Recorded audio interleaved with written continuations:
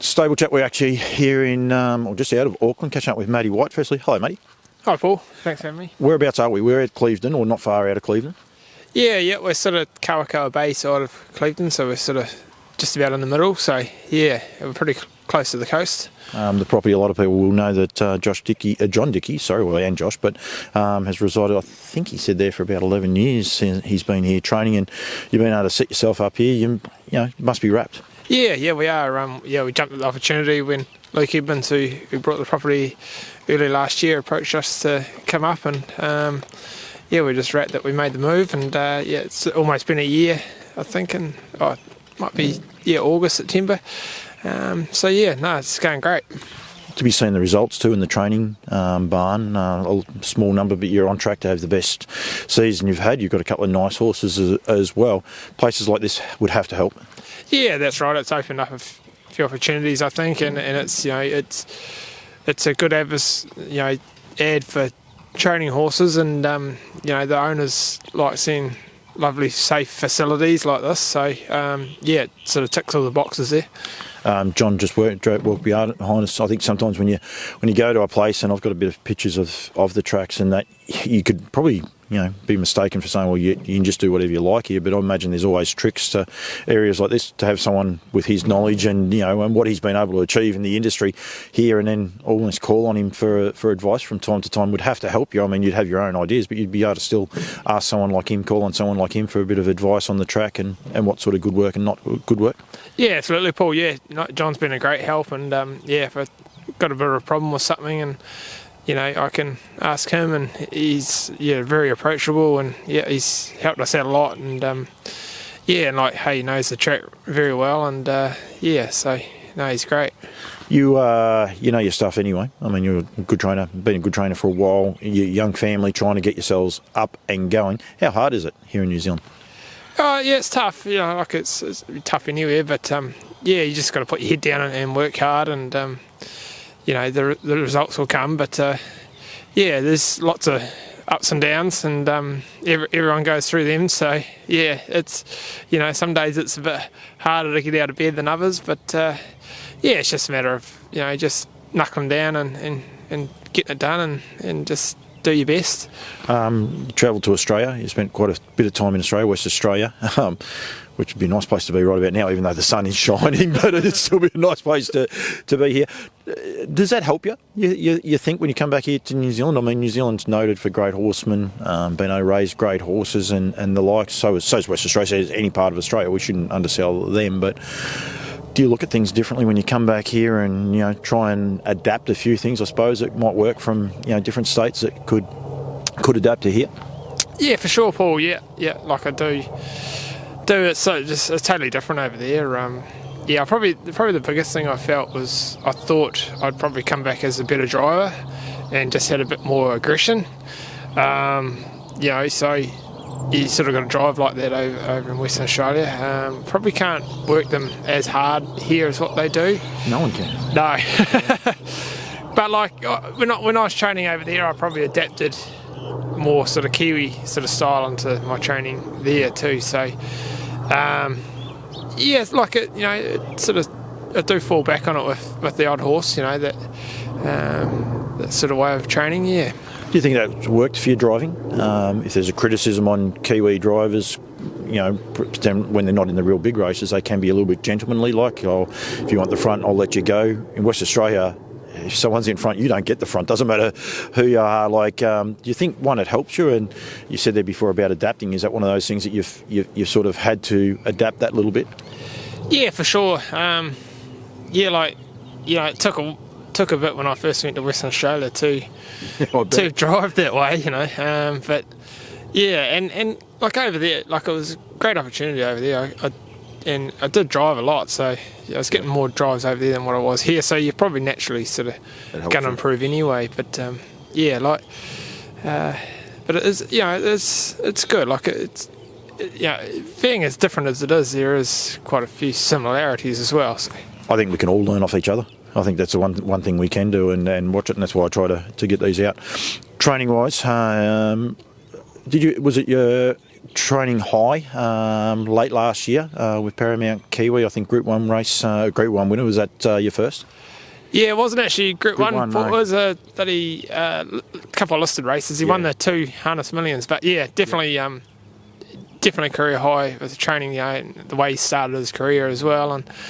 And he's a horse that's good for us because it exposes us to those sort of races. And people are always sort of asking how he is and that sort of thing. So yeah, it's just good having a flagship horse like him to kick off with.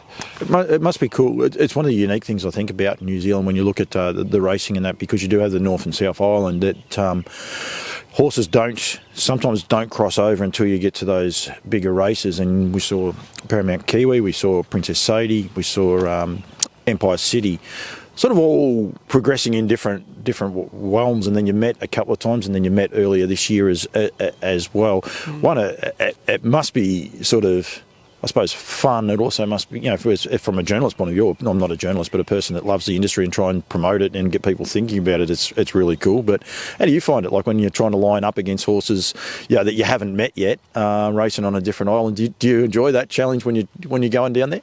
Oh yeah, absolutely. Yeah, no, it's great. You get all those different form lines sort of coming together, and I'd sort of seen it probably the last few years with Muscle Mountain and Bolt for Brilliance, and it's great for the game. Like, it just creates that interest, and especially with the age group horses, and it's like with the 3-year-old trotters, it's a really good crop, and they're pretty even. So and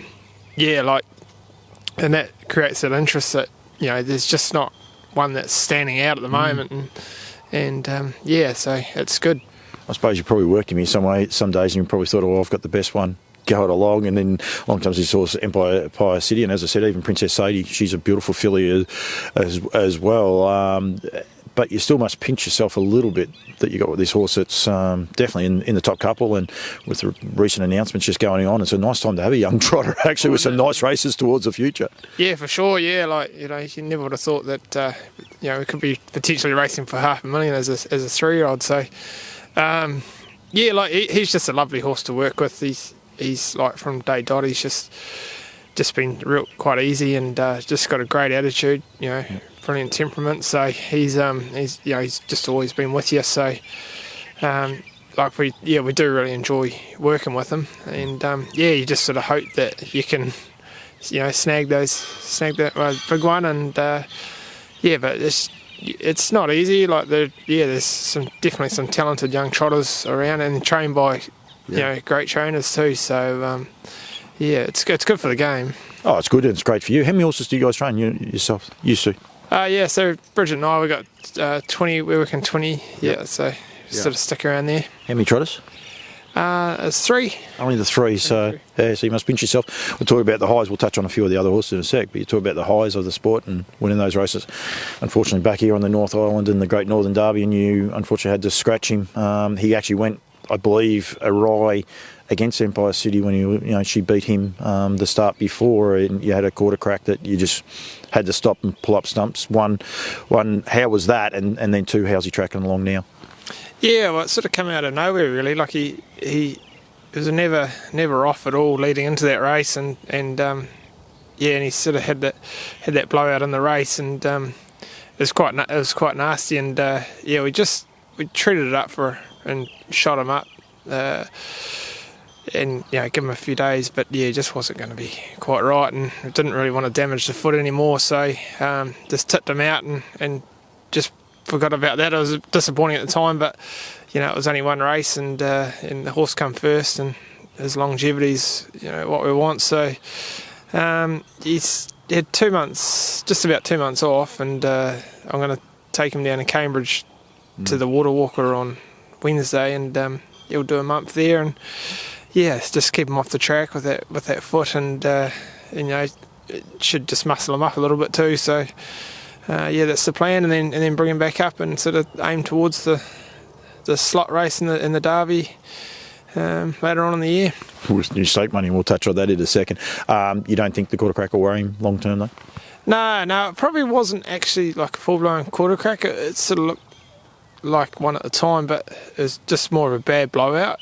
Absolutely. Yeah, just on the back. That's a much better result, isn't it? Yeah, for sure, just on the back of the hill, like it didn't actually sort of touch the coronet, so yeah, quite lucky in that regard. And but it's growing out really good, and we're like treating him for it, and make sure we can grow it out as quick as we can, and yeah.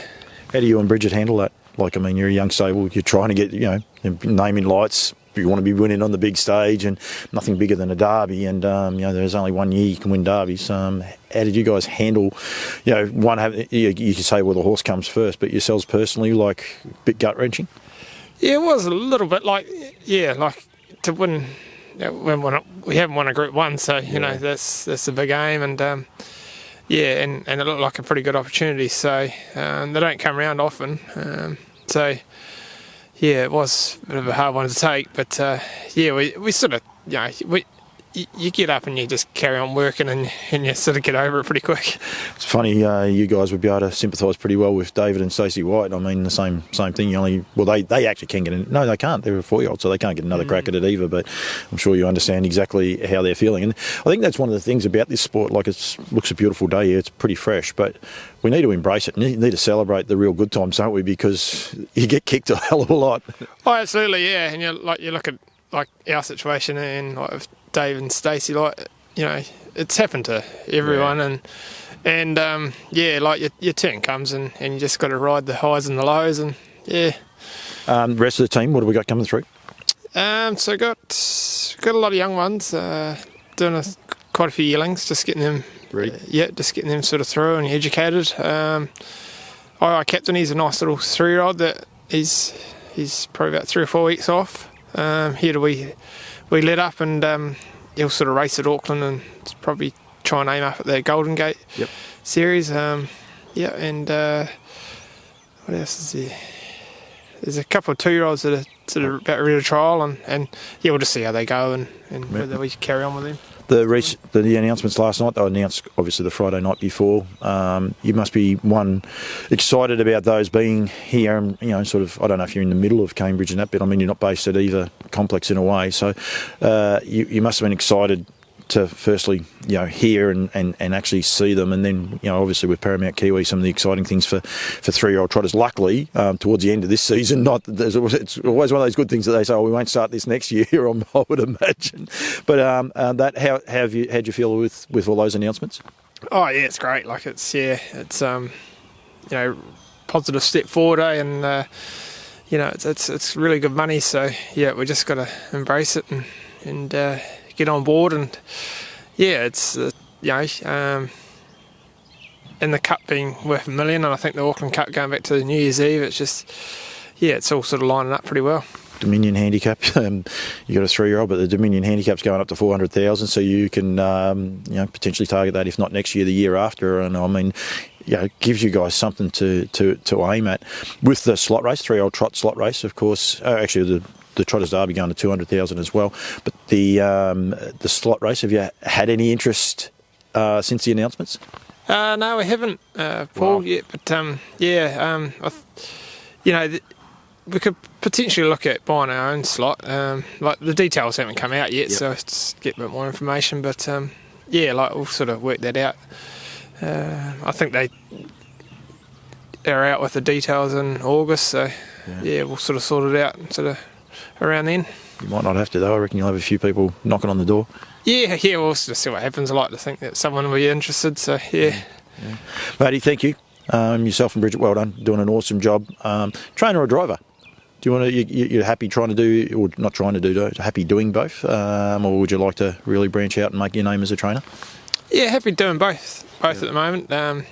It's like as a driver, it's not a busy schedule here. Like we're only sort of racing, once or twice a week, so it's pretty easy sort of juggling both. We'll just sort of keep doing what we're doing. Do you like the fact that Cambridge will be racing on the Tuesdays, and then you'll be able to structure with the horses accordingly? Know which sort of horses you've got for which tracks. Do you enjoy that part of it? That announcement? Yeah, absolutely. I've always been in favour that that's what they should be doing. I couldn't really see the point in having Cambridge Thursday and then Auckland Friday, 7 days a week, and why do we have to go back to back? So, it gives us that opportunity if horses backing up and that sort of thing. But yeah, I think it's good. I just hope it's not too late. You know, like it would have been good to see it 10 years ago, but or more or longer. But yeah, but I think it's the right step anyway. Industry pulls our socks up, mate. We can change it. That's for sure. Yeah. Matty, thank you. Spectacular day here, unbelievable. Be a beautiful place. Although they reckon the weather's going to turn next week, so I better get out of New Zealand, get back to Australia. But I reckon it is. No, but thank you very much for giving me time, and congratulations on the season you've had so far. And look forward to seeing you at the end of the year over there with the big carnival at the end of the season. So thank you very much, mate. Yeah, thank you, Paul. Thanks, mate. Cool.